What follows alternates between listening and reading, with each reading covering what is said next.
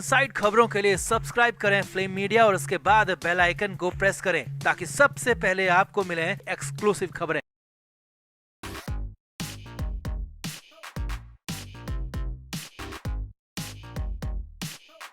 महाराष्ट्र से बड़ी खबर है। मुख्यमंत्री देवेंद्र फडणवीस को लेकर खबर है कि फडणवीस की सत्ता बदल सकती है। जी हां, महाराष्ट्र से बड़ी खबर है कि बहुत जल्द बहुत कुछ मुंबई में नया हो सकता है। सत्ता परिवर्तन तक की बातें आ रही हैं। यहां तक कि दिल्ली से पीएम मोदी, गृह मंत्री अमित शाह का भी फडणवीस को फरमान आ गया है और अचानक से बहुत कुछ बदलाव की तैयारी हो रही है। तो क्या एक बार फिर से एकनाथ शिंदे की ताजपोशी होगी या फिर जो नया नाम होगा वो चौंका देगा सभी को? तो क्या ऐसा हो गया, क्यों ऐसा हो रहा है, दिल्ली आखिर क्यों बुला लिया गया? मुख्यमंत्री फडणवीस को दिखाते हैं, बताते हैं आपको सब कुछ। नए नाम कौन आ सकते हैं रेस में वो भी बताएंगे। आप भी वीडियो को शेयर करें, कमेंट बॉक्स में अपनी राय जरूर दें।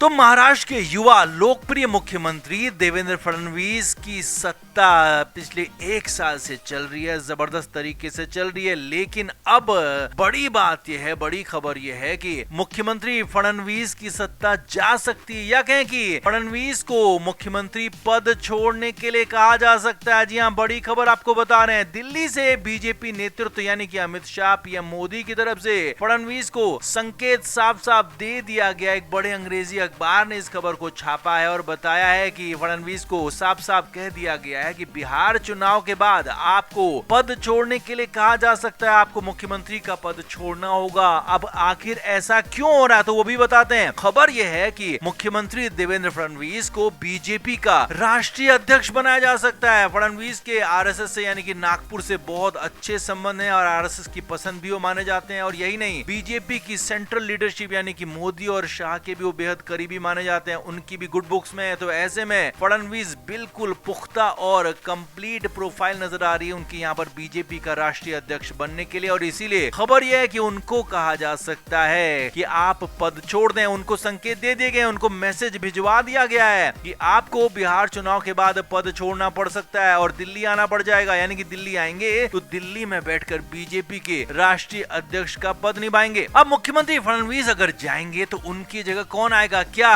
एकनाथ शिंदे की वापसी होगी? तो इसका जवाब है बिल्कुल भी नहीं। जी हां, बीजेपी अब किसी भी कीमत पर एकनाथ शिंदे को दोबारा से मुख्यमंत्री नहीं बनाएगी। तो यहाँ पर मुख्यमंत्री कौन होगा? तो यहाँ पर चौंकाने वाला नाम हो सकता है। हालांकि कई लोग यहाँ पर फिलहाल मुख्यमंत्री पद के लिए लॉबिंग करने में जुट गए हैं, चाहे वो पूर्व मुख्यमंत्री नारायण राणे हो या फिर बीजेपी के और भी बड़े नेता हो। लेकिन सवाल ये है कि इस बार एक चौंकाने वाला नाम हो सकता है, युवा नाम हो सकता है। और सबसे बड़ी बात, मुख्यमंत्री देवेंद्र फडणवीस के करीबी या कहें कि उनके ही पसंद का नाम महाराष्ट्र का अगला नया मुख्यमंत्री हो सकता है अगर मुख्यमंत्री फडणवीस को पद छोड़ने के लिए कहा जाता है बीजेपी नेतृत्व की तरफ से। हालांकि अभी भी बीजेपी के राष्ट्रीय अध्यक्ष की रेस में कई सारे नाम हैं, जिसमें चाहे वो फडणवीस हो, शिवराज सिंह चौहान हो, पुरुषोत्तम रूपाला हो या फिर धर्मेंद्र प्रधान का नाम भी यहाँ पर कहा जाता रहा है। तो लेकिन अब जिनमें से जो भी नाम फाइनल होगा और अगर मुख्यमंत्री फडणवीस का नाम फाइनल होता है तो उन्हें मुख्यमंत्री का पद छोड़ने के लिए कहा जाएगा, दिल्ली बुलाया जाएगा और उसके बाद ही महाराष्ट्र में नए मुख्यमंत्री की ताजपोशी होगी। तो आप क्या मानते हैं, क्या मुख्यमंत्री फडणवीस इस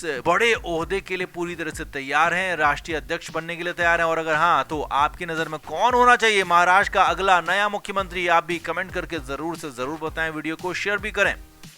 तो उद्धव ठाकरे के लिए हर रोज नई मुश्किलें आ रही हैं। महाराष्ट्र में उनकी सियासत हर रोज कमजोर हो रही है। अब इस बीच शिवसेना यूबीटी की इमरजेंसी मीटिंग बुलाई गई जिसमें पार्टी के बड़े नेता शामिल हुए, सांसद शामिल हुए। अब खबर ये थी कि मीटिंग राष्ट्रपति चुनाव को लेकर बुलाई गई थी, लेकिन असली खबर ये नहीं थी, बल्कि असली खबर ये थी कि पार्टी के अंदर एक बार फिर से भगदड़ मच गई है। जी हाँ, ये दावा किया गया, बहुत बड़ा दावा किया गया है शिवसेना के शिंदे गुट की तरफ से, जिसमें ये दावा है कि 20 में से 18 विधायक उद्धव ठाकरे को छोड़कर शिंदे गुट में शामिल हो जाएंगे। शिंदे गुट के विधायक कृपाल तुमाने ने यह सनसनीखेज दावा किया है और साफ साफ कह दिया है कि उद्धव ठाकरे के नेतृत्व वाली शिवसेना में सिर्फ 2 विधायक बचेंगे और बाकी के 20 में से 18 विधायक एकनाथ शिंदे गुट के संपर्क में हैं और जल्दी वो एकनाथ शिंदे गुट में शामिल भी हो जाएंगे। और इतने विधायक एक साथ शामिल होंगे तो उन पर दल बदल कानून का भी कोई असर नहीं होगा, यानी कि उनकी विधायकी भी बनी रहेगी, बची होती रहेगी और वो शिंदे गुट में शामिल होकर सरकार में भी शामिल हो जाएंगे। बड़ी खबर आपको बता रहे हैं। अब कृपाल तुमाने ने बड़ा दावा कैसे किया, क्यों किया, वो भी आपको बताते हैं। असल में पिछले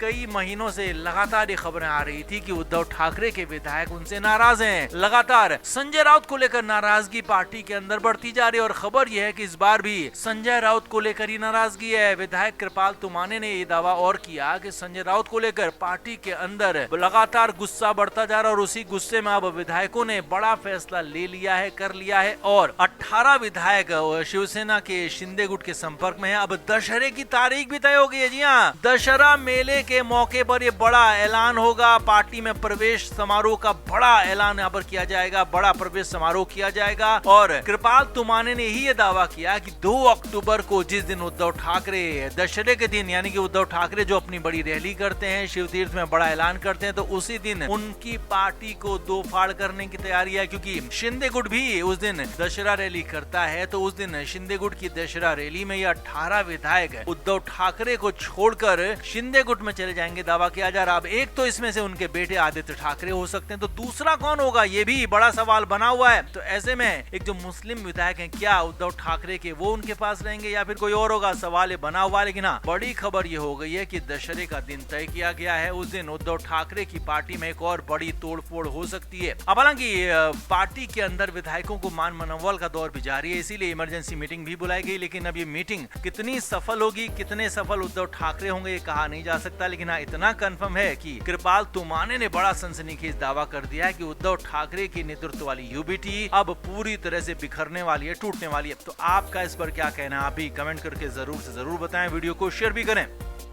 तो महाराष्ट्र में मराठा आरक्षण को लेकर मनोज जरांगे ने जो आंदोलन किया था वो कुछ दिन चला और उसमें यूबीटी यानी कि उद्धव ठाकरे की पार्टी सबसे ज्यादा हमलावर थी। सबसे ज्यादा एक तरह से उस पूरे आंदोलन का फायदा लेने की कोशिश उद्धव ठाकरे की पार्टी कर रही थी। संजय राउत के ताबड़तोड़ बयान आ रहे थे, लगातार आ रहे थे और अचानक जब मुख्यमंत्री देवेंद्र फडणवीस ने मनोज जरांगे की बातों को मान लिया, मांगों को मान लिया, तो आंदोलन खत्म हो गया और वहाँ पर संजय राउत को भी तारीफ करनी पड़ी मुख्यमंत्री की और खुलकर कहा कि हाँ, इसमें पर्दे के पीछे से देवेंद्र फडणवीस ने बड़ा काम किया। अब लेकिन इससे एक कदम आगे संजय राउत बढ़ गए और यहाँ पर अब प्रधानमंत्री नरेंद्र मोदी की तारीफ कर रहे हैं और वो वजह बनी है जीएसटी कट रेट। जी हाँ, जीएसटी के रेट्स तो कट किए गए हैं, स्लैब्स बदले गए हैं, 2 स्लैब खत्म किए गए हैं। तो उस पर संजय राउत ने खुलकर प्रधानमंत्री नरेंद्र मोदी की तारीफ की है। संजय राउत ने कहा है कि ये फैसला देश की आम जनता, मिडिल क्लास, लोअर क्लास, किसानों के लिए बड़ा फायदा लेकर आएगा और ये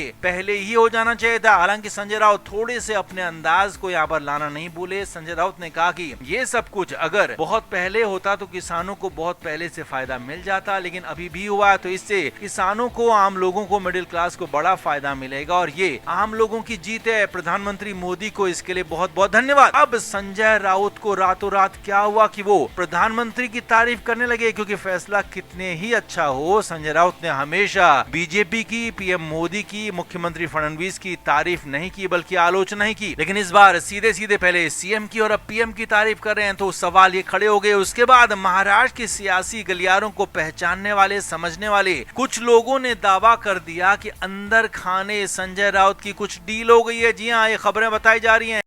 फ्लेम मीडिया रिपोर्ट।